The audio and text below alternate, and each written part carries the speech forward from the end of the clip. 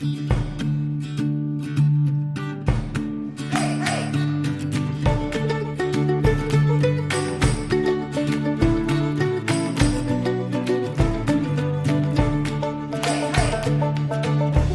bienvenidos a un capítulo más de Hecho en la ENES. El día de hoy tenemos como invitada a una licenciada en ecología. ¿Nos puedes hablar más de ti? Sí, buenas tardes, Pamela. Mi nombre es Alejandra Villaseñor Villanueva. Y como mencionaste, yo cursé la carrera de la licenciatura en ecología. Pertenezco a la primera generación de esta. Pues no sé, fue muy lindo e interesante pertenecer a la primera generación porque además de haber cursado la carrera que la verdad para mí, bueno, a mí me encantó, pues también al ser la primera generación pudimos participar como un poco en la creación de la misma. Y pues yo me titulé recientemente, el 4 de febrero. La verdad es que mi mayor pasión es la ciencia desde que era una niña. La verdad es que yo siempre quise estudiar biología, tal cual, o sea, y pues al final, por azares del destino, no entré a biología, pero estoy en ecología y no sé, a veces creo que incluso no me hubiera gustado tanto haber estudiado biología como me gustó ecología. La verdad es que me encantó. Han sido los 4 años más felices de mi vida, con todo y su que es pesada, pero pues me gusta mucho. Y pues eso, la verdad es que yo siempre quise ser científica y ya que lo logré, no sé, me siento muy feliz. Ahora cuéntanos, ¿cuál fue tu proyecto de titulación? Pues mi proyecto de titulación, bueno, el título es Resistencia a la sequía en distintas especies de árboles del género Quercus en México. Fue una tesis, tal cual así, pues, de ciencia, es decir, tiene un poco el planteamiento del problema, la justificación, trabajo en campo, trabajo en laboratorio, pues, ya sabes, todo el método científico que requiere una tesis de licenciatura. ¿Qué te llevó a hacer este proyecto?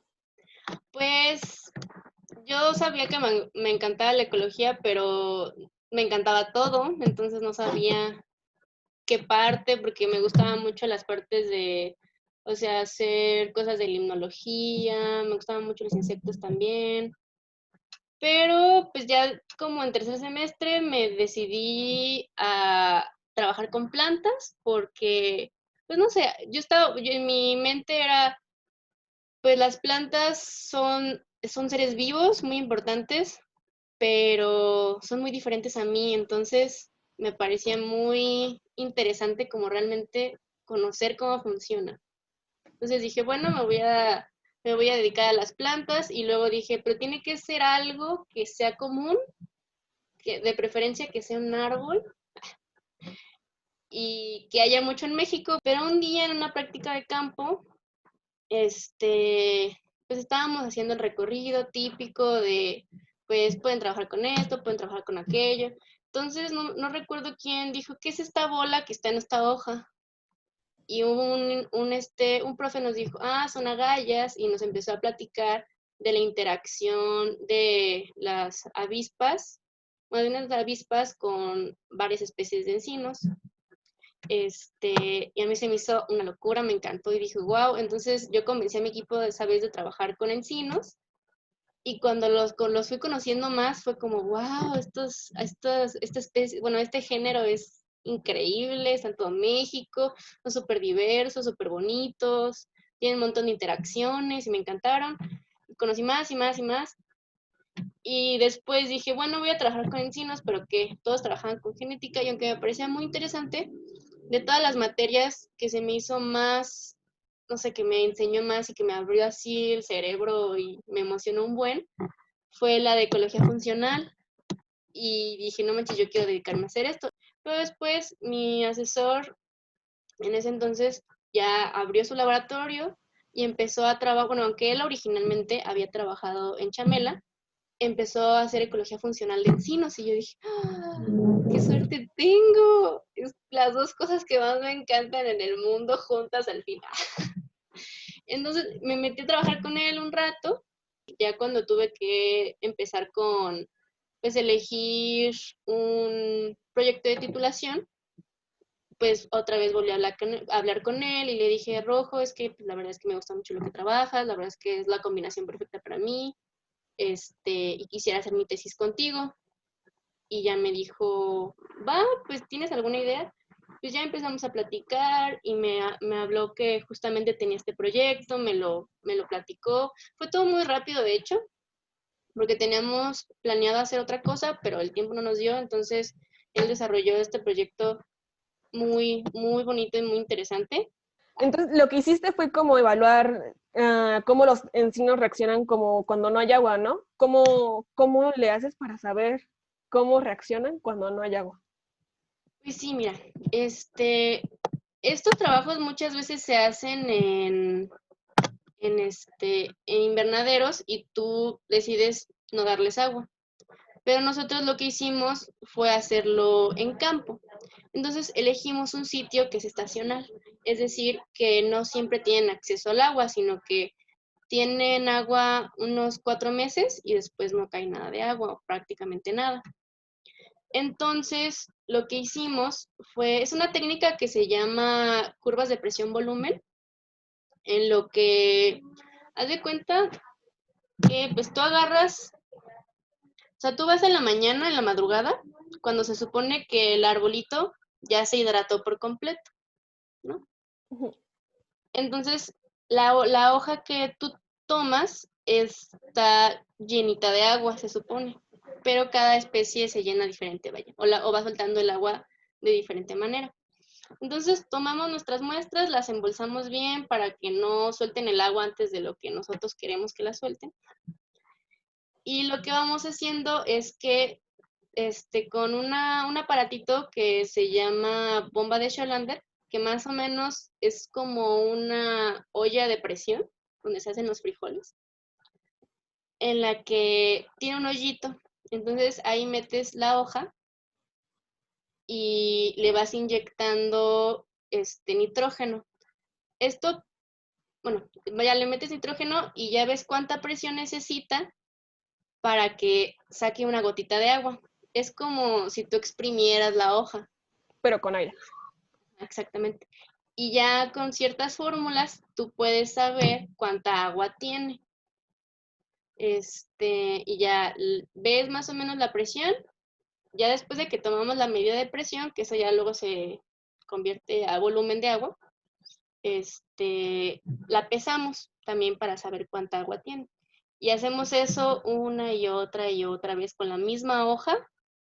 Bueno, esa vez con estas lo hicimos, eran 8 individuos por especie y era una ramilla por individuo. Entonces, pues sí, era una especie por día. Entonces ya hicimos eso con nuestras 8 individuos por especie de nuestras 10 especies.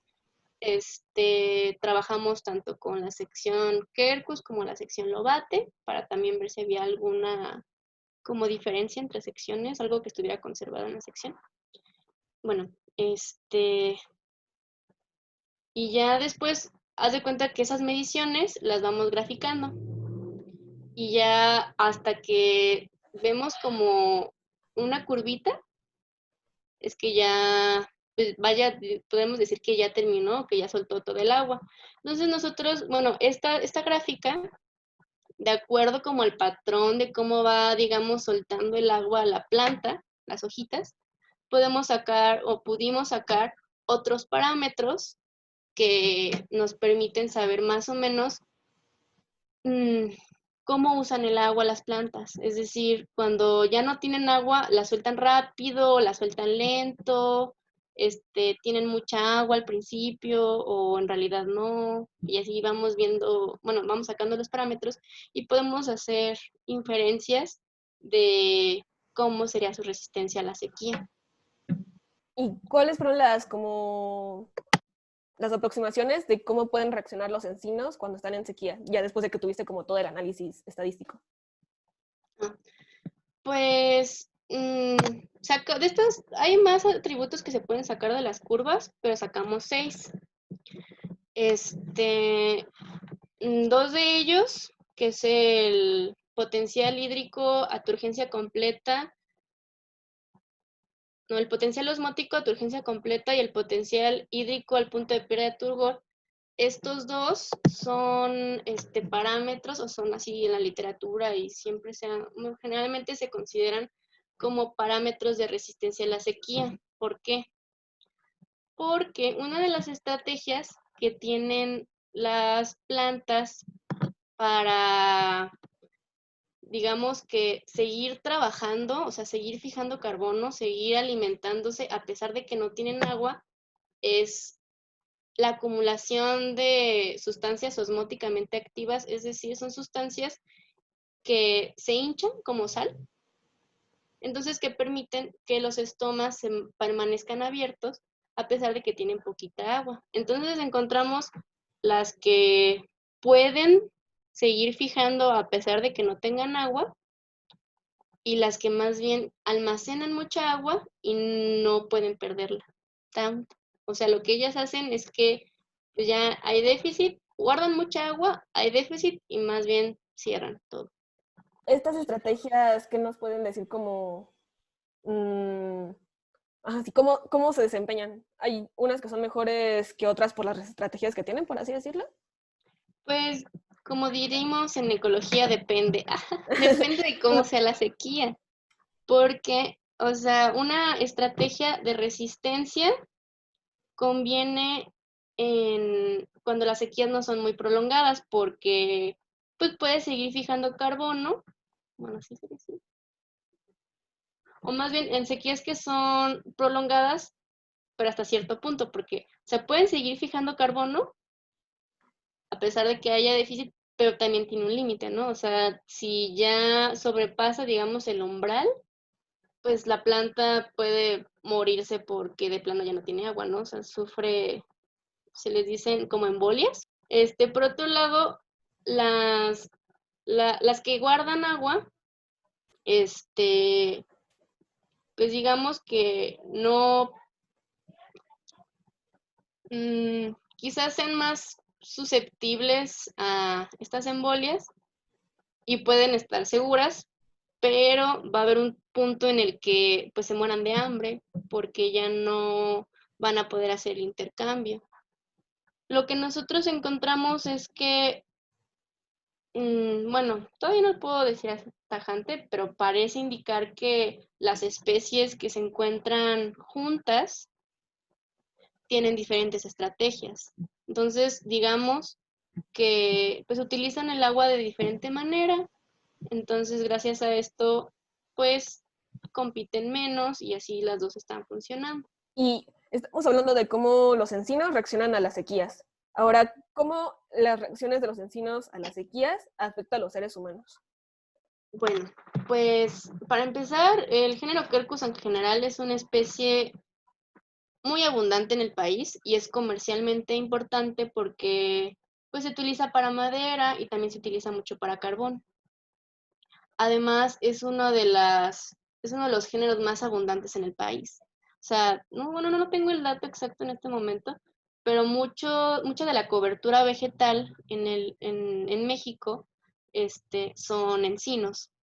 Este, pero pues puede ser que bueno, se espera que a lo mejor con el cambio climático no les va a ir tan bien. Entonces, si empiezan a verse sequías muy prolongadas, pues podrían perderse toda esta cobertura vegetal, que sería un problema económico y ambiental y social. Bueno, y siento que entender cómo funciona, cómo responden estas especies o este género, bueno, las especies que elegimos ante la sequía, pues nos puede ayudar para diferentes estrategias o al menos ver cuáles van a ser las especies que a lo mejor resistan y que dominen, que a lo mejor desplacen a las diferentes especies. Y ese tipo de cosas podemos empezar a inferirlas a partir de ver o sea, cómo responden ante un cambio ambiental que pues parece